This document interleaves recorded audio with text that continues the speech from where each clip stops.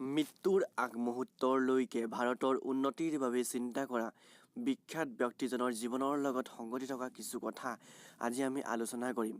মোৰ হাতত আছে বিলে নামৰ উপন্যাসখন, আৰু যিখন লিখক হৈছে গৌতম প্ৰসাদ বৰুৱা। এই কিতাপখন অধ্যয়ন কৰি মই যিখিনি বুজি পাইছোঁ তাৰে কিছু চমু আভাস আপোনালোকক আগত আজি আলোচনা কৰিম। স্বামী বিবেকানন্দ সৰুৰে পৰা সাহসী আৰু আত্মবিশ্বাসী আছিল।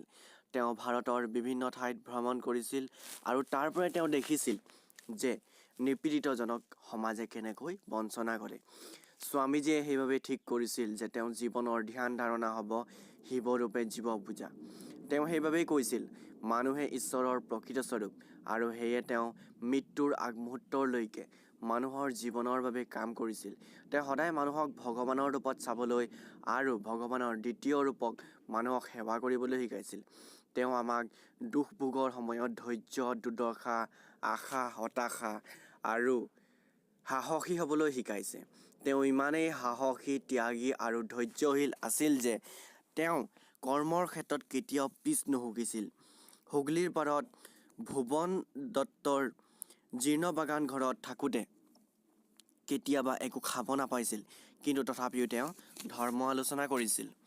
বিবেকানন্দৰ ভাৰত এখন শক্তিশালী সমথাৰে ভৰপূৰে উজ্জ্বল হোৱাটো বিচাৰিছিল। তেওঁ বিচাৰিছিল ভাৰতৰ কুসংস্কাৰ নাইকিয়া হওক, গৰীব দুখীয়া মানুহে খাবলৈ পাওক, ধনীজনে দুখীয়াজনক নিজৰ ভাই বুলি ভাবক, তেতিয়াহে দেশৰ উন্নতি হ'ব। খালী পেটেৰে ধৰ্ম নহয় বুলি স্বামী বিবেকানন্দই কৈছিল। গৰীব দুখীয়াৰ মানুহক জ্ঞান দিলে নহ'ব, খাবলৈ দিব লাগিব। অপুষ্টি ৰোগৰ পৰা তেওঁলোকক বচাব লাগিব, শিক্ষা দিব লাগিব, তেতিয়াহে কুসংস্কাৰ নাইকিয়া হ'ব আৰু মানুহৰ আত্মবিশ্বাস বাঢ়িব, আৰু প্ৰতিজন মানুহে নিজৰ ব্যৱস্থা নিজে কৰি ল'ব পাৰিব। সেয়ে তেওঁ বিভিন্ন ঠাইত আশ্ৰম খুলিছিল যাতে তেওঁ দুখীয়া মানুহৰ সহায় কৰিব পাৰে। ভাৰতবৰ্ষ এখন পিছপৰা দেশ, তাৰ কাৰণ পৰিব্ৰাজক ৰূপে অনুভৱ কৰিছিল, আৰু ভাৰতৰ মূল শক্তি যে আধ্যাত্মিকতা তাৰ বিষয়ে তেওঁ অনুভৱ কৰিছিল। ভাৰতীয় সমাজৰ দুৰ্বলতা হ'ল শোষণ। দৰিদ্ৰ মানুহক উৎখান কৰাৰ কোনো প্ৰয়াস নাছিল। সেয়ে তেখেতে বিচাৰিছিল তাৰ আধ্যাত্মিক শক্তিক বাহিৰত প্ৰদৰ্শন কৰিবলৈ আৰু ভাৰতক অনুসন্ধানৰ জগতৰ পৰা টানি ধৰিবলৈ।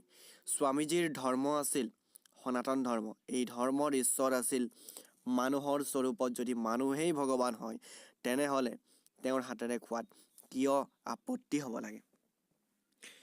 তেওঁ বিচাৰিছিল সমাজক অন্ধকাৰৰ পৰা পোহৰলৈ যোৱাৰ পথ। বিবেকানন্দই কৈছিল কৰ্মই ধৰ্ম।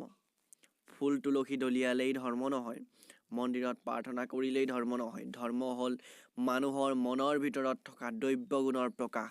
এই দিব্য গুণৰ জৰিয়তে মানুহে মানুহক সহায় কৰিব পাৰিব লাগিব। স্বামী বিবেকানন্দৰ জীৱনৰ পৰা বহুতো গুণ আমি আয়ত্ত কৰিব পাৰোঁ আৰু নিজৰ জীৱনত প্ৰয়োগ কৰিব পাৰোঁ। ধৈৰ্য, সাহস, ত্যাগ, কষ্ট, দুখীয়াৰ প্ৰতি সহানুভূতি, প্ৰত্যেকজন ব্যক্তিৰ উন্নতিৰ হিত চিন্তা আদি আমি গুণ আয়ত্ত কৰিব পাৰোঁ। গতিকে বন্ধুসকল, মই যিখিনি পঢ়ি যিখিনি বুজিছোঁ তাৰে কিছু চমু আভাস আপোনালোকক দিছোঁ।